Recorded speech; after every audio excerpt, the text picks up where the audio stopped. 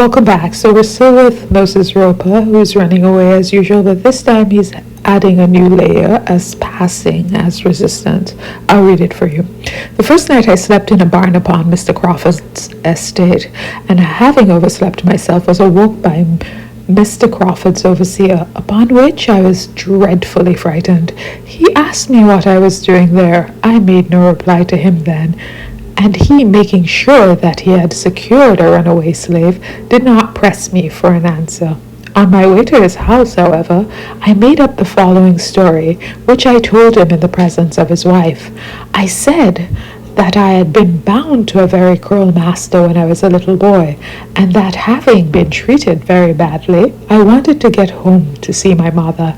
This statement may appear to some to be a direct lie, but as I understood the word bound, I considered it to apply to my case, having been sold to him, and thereby bound to serve him, though still I rather hope that he would understand it, that I was bound when a boy till 21 years of age. Passing, he wants to be considered a bond servant because of his light skin, rather than an enslaved person, which is totally acceptable to me, because by any means necessary, get out of bondage.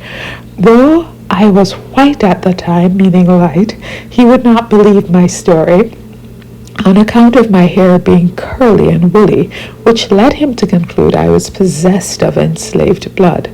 So seeing this linking slavery with blackness. The overseer's wife, however, who seemed much interested in me, perhaps wanting a little, she said she did not think I was of African origin, and that she had seen white men still darker than me.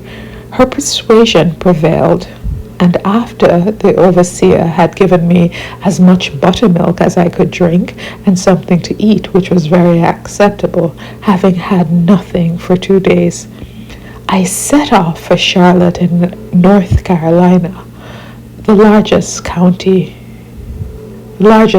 in the county.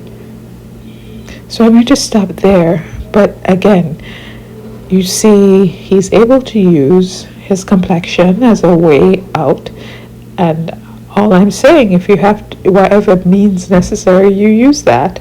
The trap is not to then disidentify with the other people who are oppressed, but we see that Moses Roper did not do that. He always remembered which side he was on, and on the side of the liberation of black people.